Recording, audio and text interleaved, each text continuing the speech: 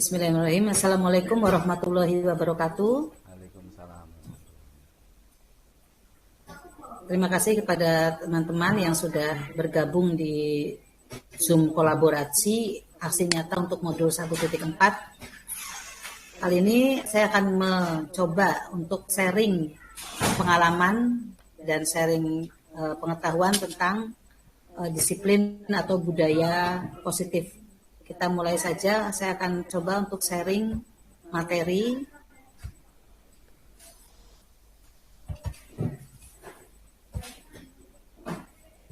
Ya. Udah terlihat belum Bapak Ibu? Belum. Belum. Udah? Belum. Ini ya. Belum. Oh, belum.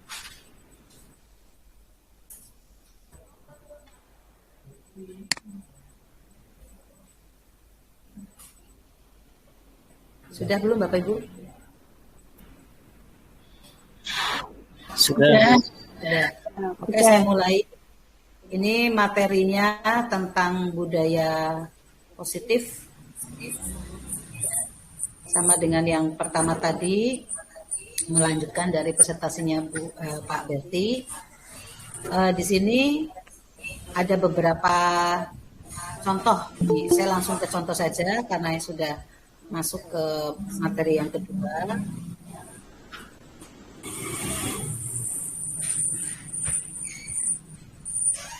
Di sini ada salah satu contoh atau banyak contoh tentang hukuman atau konsekuensi. Tadi di awal presentasi Pak Berti menyinggung masalah hukuman, konsekuensi, dan restitusi. Kita lihat dulu contoh. Di sini ada satu tindakan guru yang biasa dilakukan atau fenomenanya biasa terjadi. Itu ada yang pertama, mencatat 100 kali dalam buku kalimat. Saya tidak akan terlambat karena siswa itu terlambat di sekolah. Yang kedua adalah contoh lari mengelilingi lapangan basket 2 kali karena terlambat hadir di sekolah. Yang ketiga, murid diminta untuk push up 15 kali karena tidak menggunakan masker ke sekolah. Dari 3 tindakan guru ini, saya minta teman-teman untuk mengambil kesimpulan mana yang hukuman atau mana yang konsekuensi. Dengan catatan, hukuman tadi cirinya adalah berlangsung dalam jangka pendek dan membuat siswa sakit hati. Monggo silakan siapa yang mau mencoba menjawab dari 3 contoh kasus ini. Yang nomor 1. Ada enggak? Mencatat 100 kali di dalam buku kalimat. Itu hukuman. Nomor 1 itu hukuman. Ya, nomor 1 hukuman. Nomor 2 hukuman. Hukuman. Hukuman. Hukuman semua. Ya. Hukuman semua ya. Bisa mengargumentasikan kenapa dibilang hukuman untuk yang 1 dan 3. Bu Yuni dulu, Bu Yuni. Kenapa yang 1 itu dibilang hukuman?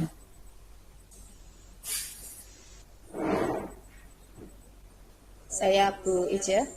Ya. Ya, argumentasinya adalah bahwa hukuman itu tidak berkaitan dengan kesalahan. Jadi apapun kesalahannya, hukumannya kadang tidak berkaitan. Sesuatu yang tidak berkaitan itu disebut hukuman.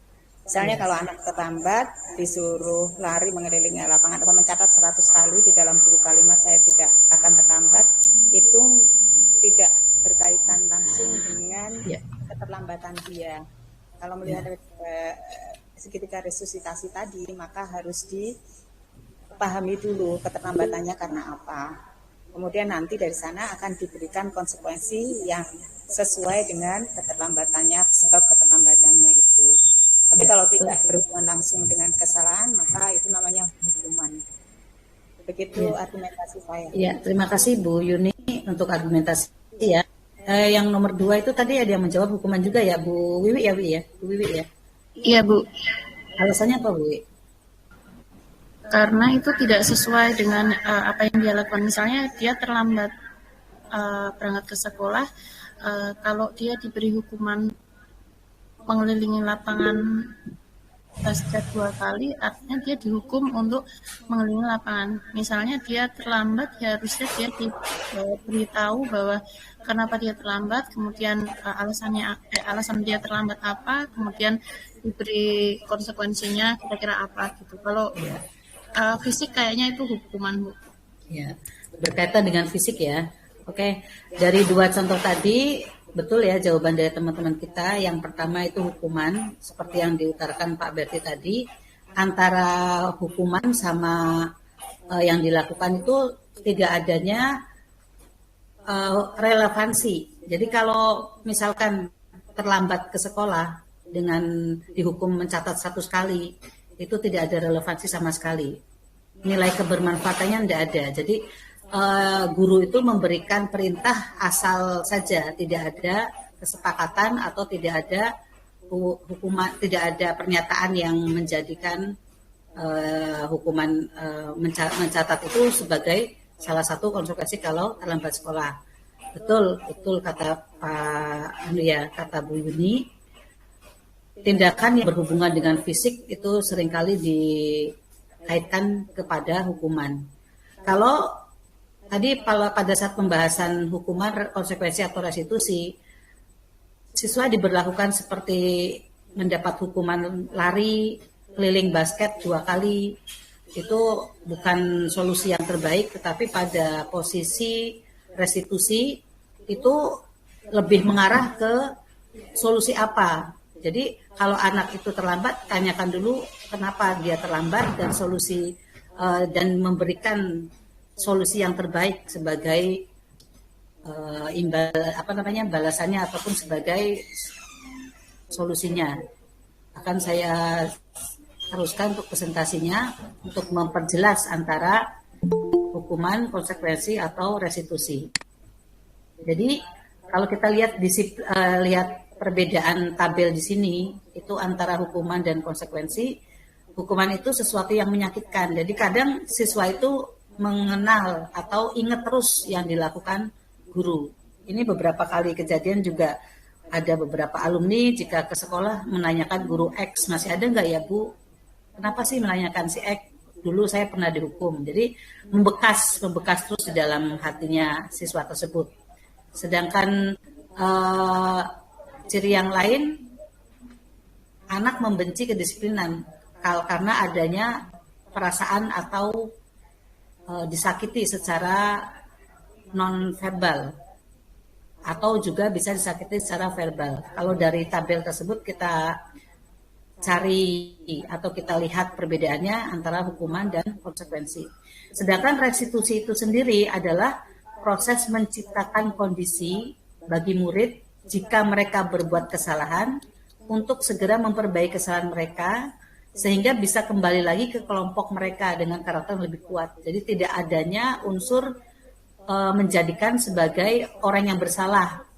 Tidak ada lagi menjadikan sebagai orang yang bersalah, tidak lagi menjadikan sebagai orang itu menjadi minder atau selalu teringat terus akan hukuman yang pernah diberikan gurunya. Itu restitusi.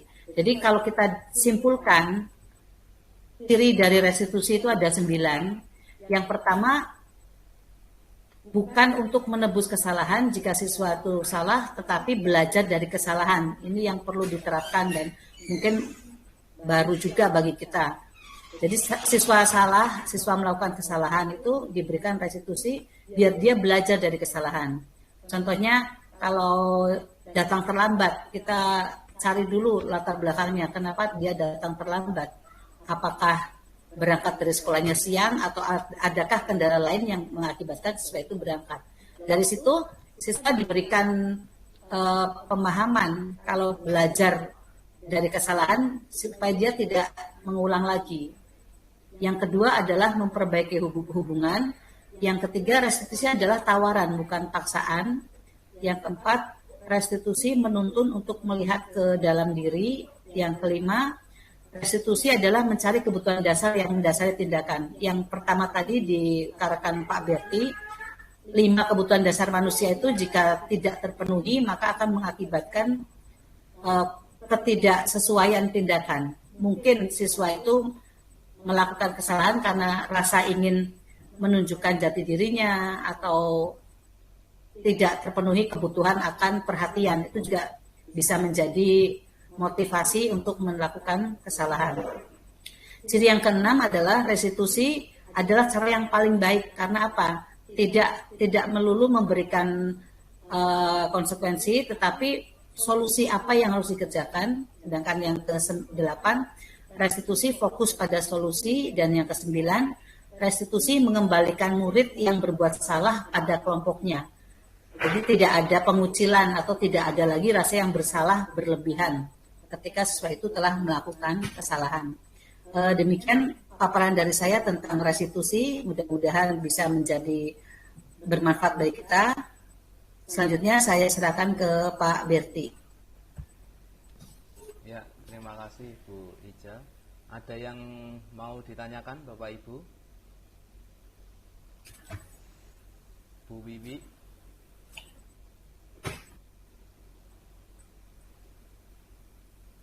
Bu Ratna? Bu Yuni, monggo. Bu Yuni menanyakan. Ya, Bu Yuni, silahkan Bu. Raise hand tadi. Ya, terima kasih. Saya jadi ingat kebutuhan dasar. Tadi saya mau tanya juga lupa ya. Tadi saya ingat kebutuhan dasar tangki cinta. Ya, love. Ya. The language of love. Clapman-nya ada 5 ya. Kalau menurut Clapman ya. Ini kayaknya tadi sama dengan kebutuhan dasar tadi ya yang di awal ya, di slide awal itu. Bagaimana Pak Berti atau Bu Ice bisa mengkaitkan antara, karena kayaknya ada kesamaan itu ya, language of love punyanya Clapman dengan kebutuhan dasar tadi ya. Bagaimana itu memadukannya? Terima kasih. Ya. Saya dulu ya Pak Berti ya. Yang saya, jadi 5 kebutuhan dasar tadi yang terjadi juga yang dibahas juga di restitusi itu sebenarnya sama dengan 5 kebutuhan dasar manusia yang dibahas Pak Berti. Intinya siswa itu melakukan kesalahan mungkin karena tidak terpenuhinya 5 kebutuhan dasar itu. Yang pertama misalkan kebutuhan dasar fisik ya, dalam artian survivalnya. Kebutuhan dasar ini melekat sekali ke makhluk hidup. Misalkan kebutuhan makan, kebutuhan tempat tinggal, atau kebutuhan rumah. Nah itu menjadi kebutuhan dasar. Dan kebutuhan yang kedua adalah kebutuhan mendapatkan pengakuan atau power. Kadang beberapa siswa itu melanggar di dalam pembelajaran, misalkan dia kadang ingin menunjukkan ke kelompoknya, ini loh saya, makanya kadang dia melakukan pelanggaran. Kemudian yang ketiga adalah kebutuhan dasar akan kesenangan. Yang keempat kebutuhan dasar akan cinta dan kasih sayang. Yang terakhir adalah kebutuhan akan apa tadi ya Pak? Kesenangan. Satu apa Pak Berti? Kesenangan. 5 itu. Kesenangan, survival, penguasaan, kebutuhan penguasaan, power, freedom ya, kebebasan. Yang terakhir itu kebebasan, kebutuhan ingin bebas. Itu Bu Yuni. Jadi kita contoh misalkan tadi terlambat datang. Kalau tipe gurunya itu tipe penghukum, dia nggak mau tahu terlambatnya itu karena apa, langsung jebret, ayo lari. Ayo ini, itu tanpa berpikir, tanpa ada kesepakatan, yang dia ucapan itu terlontar dari pikirannya dia sendiri, ingin menghukum siswa. Nggak ada hubungannya, misalkan sering juga ini ada hukuman terlambat, terus copot sepatu seharian, misalkan nggak pakai sepatu juga kan tidak ada relevansinya. Si guru itu memberikan hukuman asal saja, tidak berpikir itu relevan atau tidak. Harusnya kan kalau terlambat kita tanyakan dulu penyebabnya, apakah berasal dari dia sendiri bangun terlambat atau kan faktor lain, misalkan dia ke sekolah angkutannya telat ataupun bocor bannya atau yang lain sebagainya. Maka di budaya positif ini sangat dianjurkan posisi guru itu sebagai manajer, dia mampu memecahkan permasalahan tanpa menyakiti siswa, karena sekarang itu memang paradigmanya memfokuskan pada siswa untuk pengembangan karakter ataupun untuk pengembangan kompetensi lain. Begitu Bu Yuni. Ya, nambahkan lagi untuk keterkaitannya dengan language of love-nya Clapman ya, karena Bu Yuni ini orangnya yang sangat romantis gitu ya. Jadi bacaannya Language of Love-nya Chapman. Ada 5 kebutuhan kasih sayang ya. Apa artinya apa? Language of love. Language of Love-nya Chapman ini adalah ekspresi kasih Bahasa sayang. cinta, bahasa Bahasa cinta. kasihnya, ekspresi untuk menyatakan cinta itu juga ada 5 bentuk, mulai dari afirmasi kalau tidak salahnya. Afirmasi itu ya bisa terima kasih sayang atau apa gitu sebagai afirmasi atau penghargaan kepada si anak atau kepada pasangan kita gitu ya. Terus kalau dalam konteks sekolah berarti kepada anak. Kemudian ada quality time. Quality time ini mungkin kita memberikan waktu yang berkualitas bagi anak. Mungkin kita bisa lebih dekat, lebih mendekati ke anak untuk berikan perhatian khusus, waktu yang berkualitas bagi anak. Ini konteksnya sekolah ya, bukan keluarga. Kemudian receiving gift. Jadi ini harus hati-hati kalau dalam hal receiving gift ini memberikan hadiah gitu ya, hadiah kepada anak. Ini penghargaan ini kalau tidak hati-hati ini akan terjebak pada hukuman. Karena penghargaan ini juga sejatinya adalah hukuman. Motivasi eksternal juga. Jadi kalau kamu bisa melakukan ini, maka saya kasih ini gitu. Jadi motivasinya bukan dari internal. Jadi anak itu berbuat baik bukan karena saya ingin pribadinya baik, tapi saya ingin mendapatkan penghargaan itu. Nah, ini harus hati-hati. Artinya sama dengan kalau kita memberikan nilai kepada anak, kita harus memberikan pengertian kepada anak betul-betul bahwa penghargaan ini itu diperoleh oleh kamu karena kamu pantas, karena nilai diri kamu itu pantas untuk mendapatkan penghargaan ini. Berarti bukan semata-mata karena perbuatanmu, tapi semata-mata bahwa penghargaan ini karena nilai diri kamu. Jadi anak nanti akan cenderung meningkatkan nilai dirinya, bukan untuk mendapatkan penghargaannya. Kemudian yang keempat itu menurut Chapman adalah act of service. Jadi ada bahasa cinta yang diekspresikan gitu dengan less talk do more, atau lebih banyak mengekspresikan dengan tindakan daripada dengan kata-kata. Jadi saya tidak perlu mengatakan I love you, tapi semua perbuatanmu itu menunjukkan bahwa kamu itu cinta kepada saya. Itu terhadap anak juga gitu. Saya tidak perlu mengatakan saya itu sayang loh nak kepada kamu, tapi tidak. Tapi semua perbuatan kita itu mengekspresikan cinta kepada anak. Kemudian ada yang terakhir menurut Chapman itu adalah physical touch. Jadi sentuhan-sentuhan fisik ya. Mungkin kalau Rasulullah mencontohkan mengelus kepalanya, nah itu termasuk, itu adalah ekspresi cinta bagi mereka. Atau mungkin menunjukkan misalkan kalau dengan anak-anak kita itu salim, nah itu kan salim cium tangan itu sama dengan siswa itu mengekspresikan cintanya kepada gurunya. Itu nambahi aja untuk Chapman ini salah satu teknik untuk menyampaikan bahasa cinta kepada anak untuk memenuhi kebutuhan dasar keterterimaan anak atau kebutuhan dasar kasih sayang. Gimana, Bu Yuni, sepakat?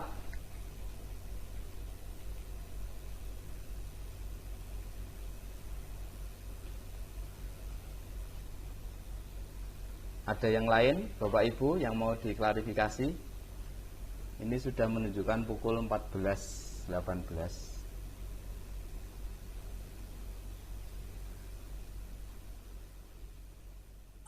Sepakat Pak, terima kasih Pak, terima kasih. Oke. Kalau sudah tidak ada Bapak Ibu, mari kita akhiri pertemuan ini. Selamat datang Bu Aminah, monggo Bu Aminah SMK 8. Oh ya. Monggo, ini kita bahas budaya positif. Selamat untuk lulus tahap 1 ya, CGP. Oh, ya. Selamat datang Bu Aminah. Pak Salim mau ada yang dikonfirmasi Pak? Pak Salim sedang mudik ya. Baik Bapak Ibu, karena tidak ada yang perlu diklarifikasi lagi, mari kita akhiri dengan Pak Salim. Cuti ya, cuti berhasil. Terima kasih. Masih itu Oh iya, iya. Pak Salim mau ngomong itu Pak Berti. Iya Pak Salim, monggo. Pak Salim mau ngomong itu. Ya. Jangan tutup dulu. Pak Salim mau ngomong katanya itu. Iya, monggo Pak Salim. Ya, boleh Pak Berti? Boleh, Sedikit monggo. menanyakan saja. Kalau tadi ketika ada anak terlambat kemudian tanpa ditanyai, suara saya sudah bisa terdengar? Iya, terdengar Sudah Pak, Jelas. terdengar Pak. Ya, saya ulangi. Kalau tadi disampaikan oleh Pak Berti ataupun Bu Ije bahwa ketika ada anak yang terlambat, terus kemudian tanpa ditanya alasannya kenapa dan lain sebagainya kalau terlambat, tapi langsung disuruh lari ke lapangan, mengelilingi lapangan atau dan lain sebagainya seperti itu. Itu dikategorikan penghukum begitu ya. Iya. Nah, lantas bagaimana kalau misalnya bahwa lari itu sudah ada di dalam sebuah kesepakatan sekolah atau kesepakatan kelas misalnya. Salah satu contoh misalnya di sekolah itu ada aturan atau kesepakatan di STP 2K kalau terlambat karena memang kondisi tertentu dan lain sebagainya maka diberi bahasanya sanksi, tapi nanti apakah itu merupakan hukuman atau apa, mohon klarifikasinya. Sudah ada kesepakatan kelas, salah satu daripada misalnya anak terlambat itu lari di mengelilingi lapangan seperti itu. Nah ini apakah kalau sudah ada kesepakatan seperti itu, apakah masih termasuk di dalam penghukum atau posisi kontrol pemantau seperti itu Pak Berti ataupun Bu Ije? Ya. Monggo, terima kasih. Monggo Bu Ije dulu. Ya, saya jawab ya. Yang pertama, kesepakatan kelasnya itu apakah sudah final, dalam artian ketika kesepakatan kelas akan dibuat, itu kan ada beberapa pertimbangan. Kalau misalkan terlambat dihubungkannya dengan berlari, itu yang mencetuskan atau membuat ide dari kesepakatan kelas itu apakah sudah menemukan relevansinya? Sudah. Ya, jadi itu memang sudah dibuat sebuah kesepakatan. Jadi makanya misalnya di satu sekolah itu sudah dalam bentuk bahkan di STP 2K itu sudah dalam bentuk MOU misalnya ya. Jadi setiap siswa baru atau yang sudah kelas 11 atau kelas 12 itu sudah tahu persis di awal bahwa ada sebuah aturan dan lain sebagainya yang mengatakan demikian seperti itu tadi. Jadi sudah menjadi kesepakatan dan diketahui baik oleh siswa, warga sekolah ataupun orang tua wali seperti itu. Ya. Kalau menurut pendapat saya, kalau kasusnya seperti itu bisa menjadikan tipe gurunya sebagai tipe monitoring ya, monitoring. Pemantau. Karena Pemantau. dia Monitoring apa pemantau? Pemantau betul. Kan sama kan monitor sama pemantau. Iya, iya. Iya. Jadi di situ disebutkan tipe pemantau itu kan dia memutuskan sesuatu berdasarkan data. Kalau memang datanya itu sudah dimasukkan bentuk dari kesepakatannya jika terlambat mendapatkan hukuman lari dan semua sudah menandatangani kesepakatan itu, yaitu bisa dijadikan sebagai tipe monitor atau pengontrol. Tetapi di sini yang perlu ditambahkan mungkin pada saat membuat kesepakatan kelas ada beberapa prasyarat, misalkan terlambatnya bukan karena kejadian atau yang dia inginkan, misalkan kan bisa jadi dia dari rumah jam 6, kemudian nyampe di jalan ada kejadian yang tidak terduga. Itu sebelum membuat kesepakatan kelas menyatakan seperti itu harus sudah dibahas dulu faktor yang kayak apa namanya ya, keringanannya. Jadi nggak semata-mata ini kan bisa jadi nih ya Pak. Dulu pernah Pak saya di sekolah murid itu terlambat begitu ditanyakan sebabnya dia nggak ngomong. Ternyata terlambatnya dia karena ibunya masuk rumah sakit. Dia harus mengantar dulu ke rumah sakit. Kan kita nggak langsung, ayo kamu lari, udah ibunya nggak ada disuruh lari. Mungkin pada saat menciptakan kesepakatan kelas perlu ditinjau lagi poin-poin itu. Kalau dia efektif itu ya bisa diterapkan, tapi kalau tidak efektif ya nggak usah dijadikan kesepakatan kelas. Contoh Bapak, kemarin saya membuat kesepakatan kelas dengan anak-anak banyak yang menyatakan, Bu, jam keduanya dilebihkan Bu, karena kita ngantri makan juga susah lah. Kalau kesepakatan itu bertentangan dengan kesepakatan yang lebih tinggi di atasnya, ya jangan dijadikan kesepakatan juga gitu loh Pak Salim. Itu menurut saya. Monggo Pak Berti. Ya, jadi Bapak Ibu kalau memang mengenai peraturan sekolah ini harus dipikirkan benar-benar. Jadi artinya itu termasuk ke konsekuensi hukuman atau restitusi gitu.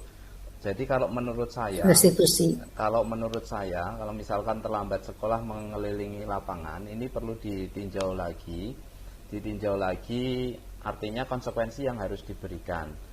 Nah, kalau misalkan konsekuensi yang diberikan itu memberikan manfaat kepada anak, terus kemudian ada alternatif pilihan, misalkan yang bisa dipikirkan anak, nah itu bisa berarti mengarah ke restitusi. Sebagai contoh begini, kalau kamu terlambat 15 menit, terus apa? Kamu harus konsekuensi apa yang kamu akan lakukan? Artinya anak sendiri akan memikirkan konsekuensinya sendiri. Nah itu berarti bagian dari restitusi. Tapi kalau sudah ditentukan, disepakati oleh bersama bahwa jika terlambat 15 menit kamu harus lari.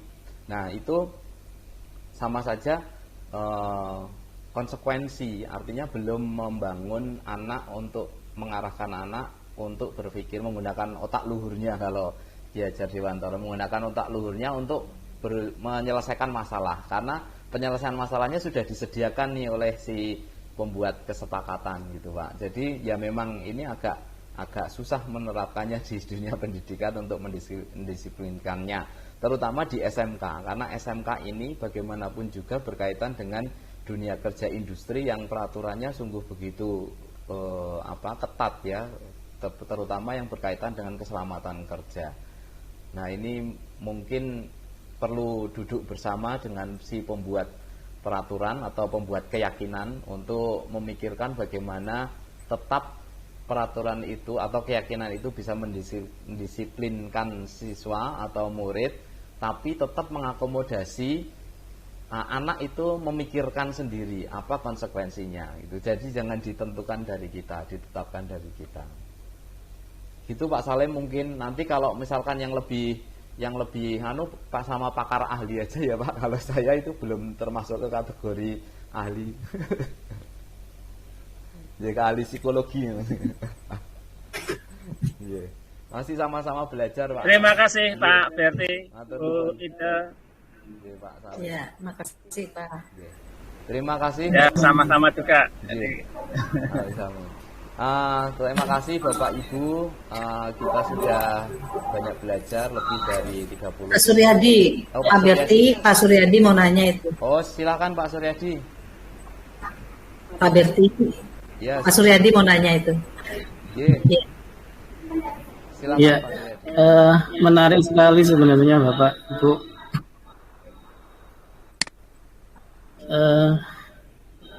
Cuman saya menggarisbawahi kedepannya itu kalau dikaitkan dengan teknologi itu sangat memungkinkan kemungkinan. Karena semuanya sudah berbasis Android, dari peraturan-peraturan itu kan mungkin bisa diimplementasikan. Kayak polisi sekarang itu kan jaga di mana dia tempatnya, harus laporan atasan apapun kendalanya. Seperti saya lihat polisi itu setiap kali mangkal dia foto gitu kan. Itu mengidentifikasi bahwa keberadaan dia sekarang itu ya gimana dan harus lapor seperti apa. Jadi kalau saya tangkap dari kedisiplinan terutama yang paling banyak dibahas itu tentang keterlambatan siswa itu mungkin bisa diimplementasikan semacam ada aplikasi Android-nya ketika dia benar-benar ini terkait dengan kejujuran juga nanti ke depannya. Ketika dia terlambat, posisi dia di mana, dia bisa menginformasikan keberadaan dia itu sebagai alasan, gitu kan, sebagai alasan, kemudian diunggah di aplikasi, dan nanti aplikasi yang akan menilai, gitu kan, akan menilai benar tidaknya. Dan cuman ini butuh pemikiran juga, kolaborasi juga, penciptaan aplikasi itu yang benar-benar, gitu kan, dari basis lokasi HP-nya, posisi anaknya, kemudian alasan dia terlambatnya, itu benar-benar akurat. Kalau hanya berbasis informasi ketika dia datang, berada di depan gerbang pada saat itu jam berapa, nah, kemungkinan penilaian penyampaian tentang kejujuran itu juga penting. Kalau emang belum bisa diaplikasikan dalam sebuah aplikasi. Kalau sudah diaplikasikan itu kan lebih akurat. Yang mungkin ke depannya ya bisa diimplementasikan seperti itu. Yang paling penting itu ya kesepakatan itu tadi, kesepakatan pembuatan. Jadi semuanya berjalan sesuai dengan aturan. Terima kasih. Ya. Terima kasih Pak Suryadi. Pemilihan bahasa aturannya diganti keyakinan.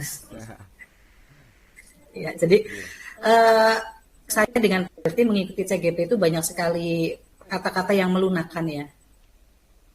Yang melunakkan dalam artian aturan itu dianggap sesuatu yang menakutkan, maka dijadikan keyakinan. Kalau sudah diyakini itu kan pasti akan dijalankan.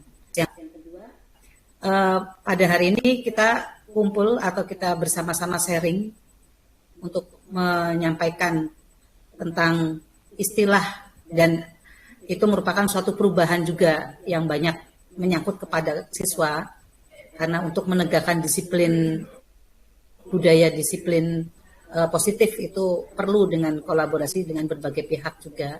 Otomatis kita semua harus memiliki atau mengubah mindset tidak langsung menghukum atau memberikan sesuatu yang memberatkan bagi siswa jika siswa itu mengalami atau melakukan kesalahan. Begitu ya Pak Betty ya. Oke, ini sudah jam 2:30. Sebelum mengakhiri, saya minta teman-teman salah satu untuk memberikan kesimpulan ataupun testimoni tentang pelajaran atau tentang materi ini hari ini, tentang hukuman, restitusi ataupun konsekuensi. Salah satu saja, silakan monggo sebelum kita tutup. Siapa yang mau memberikan testimoni? Volunteer. Bu Ratna ada ya, Bu Ratna ya? Oh, Yuni Akbar, monggo Bu Yuni. Terima kasih. Saya akan memberikan testimoni atau simpulan, Bu. Boleh testimoni saja ya. Boleh. Kalau ya, kesimpulan nanti tugasnya Pak Berti. Ya, testimoni saya selama mengajar ini kaitannya dengan hukuman dan konsekuensi, ya, ini sangat berkaitan dengan anti perundungan dan gerakan sekolah menyenangkan yang sudah kita lakukan ya di sekolah. Kemudian memang benar bahwa dari Pak Muhammad Rizal sendiri, pendiri GSM, itu mengenai konsekuensi dan hukuman itu memang berbeda. Juga pada program sekolah ramah anak tidak lagi digunakan kata hukuman, tetapi kalau tadi konsekuensi dan keyakinan ya, kalau di sekolah ramah anak itu ketemunya adalah konsekuensi logis ya. Pertama, konsekuensi logis. Maka memang benar kalau misalnya kita nanti ke depannya menggunakan kata-kata yang lebih lunak, yang lebih menghargai untuk memberikan konsekuensi atas pelanggaran-pelanggaran yang dilakukan oleh anak, itu tentu saja pendekatan personalnya akan lebih kuat dari guru atau siapapun petugas piket, guru yang diberi tanggung jawab untuk tugas piket dan seterusnya. Tentu hal ini akan menghabiskan. Nah, oleh karena itu guru-guru yang bertugas untuk di depan, guru TK, wali keterusan harusnya memang harus menyediakan diri untuk lebih sabar untuk mendapatkan perilaku anak yang nanti ketika dihargai itu mereka akan menjadi orang-orang dewasa yang bisa juga mengembangkan sifat atau karakter menghargai mereka. Kalau selama ini kita melakukan hukuman, itu kan sebetulnya satu, kita sebagai guru belum paham betul hukuman itu nanti konsekuensi logisnya bagaimana terhadap perkembangan anak. Yang kedua, tentu saja kata hukum mungkin bagus untuk mereka yang bergerak di bidang kriminal. Anak-anak kita itu bukan pelaku kriminal. Jadi mungkin kata-kata yang kaitannya dengan hukuman secara court ya, secara persidangan itu kita hindari sebisa mungkin. Begitu kira-kira dari saya sebagai pengamat GSM, juga pelaku GSM, juga fasilitator guru anti perundungan dalam hal kaitannya dengan anak-anak, bagaimana kita menerapkan disiplin kepada kesalahan-kesalahan atau pelanggaran peraturan yang dibuat oleh anak. Demikian Bu Ija dan Pak Ferdi, terima kasih atas. Ya, terima kasih Bu Susi, Bu Aminah, Kak Salim. Terima kasih kolaborasinya. Sama Mbak Ija, sukses buat kita semuanya. Terima kasih, amin. Bapak Ibu, kita tidak bisa foto bersama karena kita sudah terekam.